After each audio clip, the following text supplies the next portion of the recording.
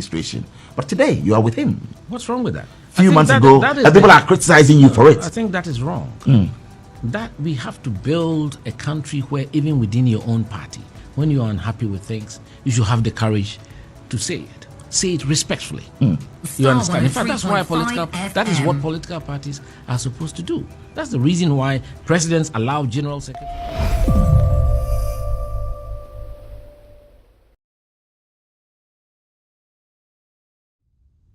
For some time now, I've been reporting on this particular platform. Bawumia, Vice President Bawumia, he's likely to pick Agyapong as a vice president and as a running mate if he should, and as a vice president, as a running mate for his 2024 elections. And we've seen, over the course in time, they've been attending certain conference and certain events together. The recent one was when we saw at Kumasi, KNUST, attended a graduation. So this man was on Star Chat with Bola Ray, and they asked him some few questions. Few months you were bashing the MPP administration and their handling of Ghana's economy, especially Bawumia. Now you are in bed with this particular person that you are campaigning against. When they pivoted this question to Kwame Agyapong, the fact said the economy was ailing. That doesn't mean he's speaking against them was a bad thing. In fact, he's saying we should encourage people to rather speak against their political parties if things are not going on well.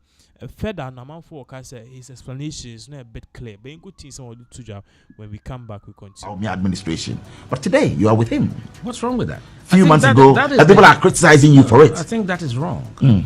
That we have to build a country where even within your own party, when you are unhappy with things, you should have the courage to say it. Say it respectfully. You understand? In fact, that's why that is what political parties are supposed to do. That's the reason why presidents allow general secretaries and chairmen to be in cabinet. It's not by any constitutional fiat or it's a convention, because they know that they are not independent candidates. They are products of the party.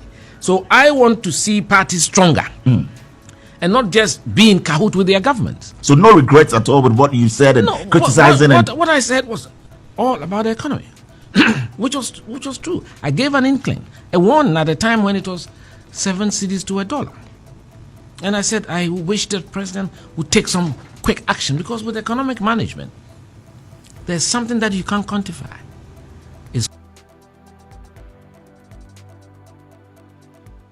Now, immediately after this interview, there were a lot of people among workers said, this guy, it's like he's a joke. Now, you were criticizing him. After who said you could be, and I could land yourself as the potential VP for Bawumia, and further asking you to be a president in the future. No, your tone, your language has changed. But Kwame Agyapong thinks otherwise. I mean, what I say, even though people are really bashing him, he's saying, those things they don't really matter, because Bawumia, he feels so bit me as a Ghana. You go to him, so we come back, we continue. You go to court, and when the judgment or the decision doesn't go your way, I mean, everybody gets disappointed with judiciary decisions, because it has to go one way or the other. Otherwise, then don't go to court. But I think all of us have a big role to play in this fight against corruption. And I believe it's all about demonstrating to the Ghanaian people a strong penalty regime, that there will be zero tolerance for improper and inappropriate behavior. That is something that I'm passionate about. So, but again, we don't like all these throwing rumors, what I call slash and burn. Let's destroy people by repeating rumors, and lying about people. I think that we've got to be very careful on some of these matters. And in my view, our government lost a little bit of the push when they came, and there were certain key things that they didn't take a look at. For instance, I mean, I'm a civil engineer. There's no way that Terminal 3 cost the figure they bandied about. That can build you 3. You doubt it? I'm telling you. So public procurement is killing this country. The kinds of rates that we contracted before we came into office, that's what has given us this big energy debt. And so, if I was in the president's shoes, you review that seriously and Tell me now, 3. Yeah. You want the president to review that? Oh no! I mean, I'm saying Until at the by time. Okay. At the time. I mean, right. I How mean, can you go to look at Saglemi. Saglemi housing? Yeah. I mean, why do you?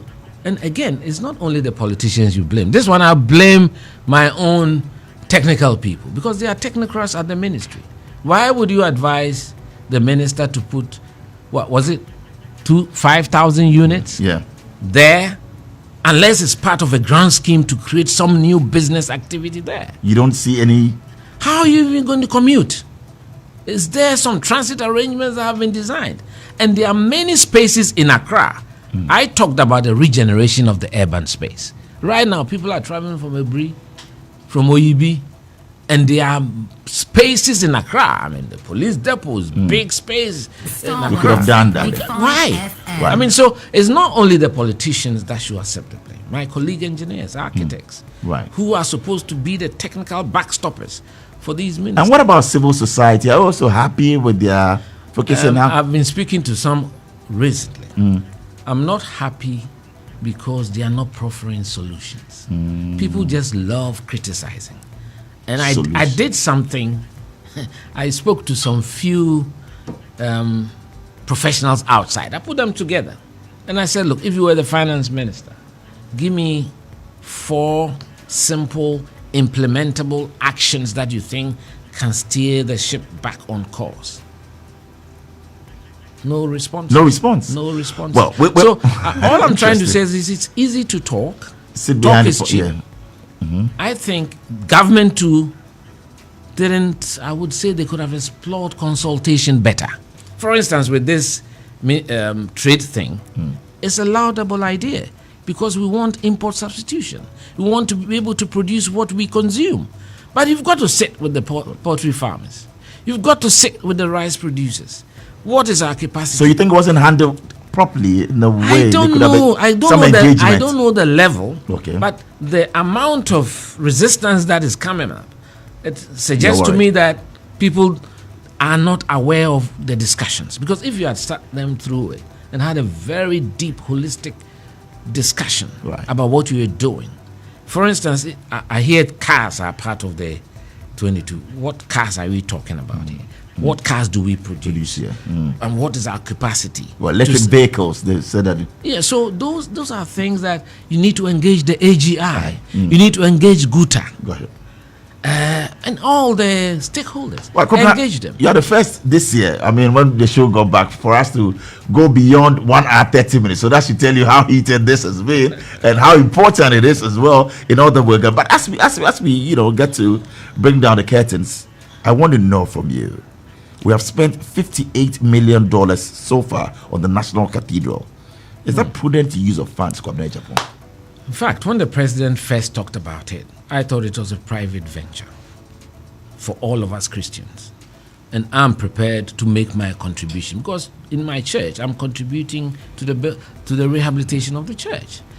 And considering the economic situation, I think he should have made it a private sector thing and called on all of us Christians that we don't have a national, our brothers, the Muslims, have a national mosque.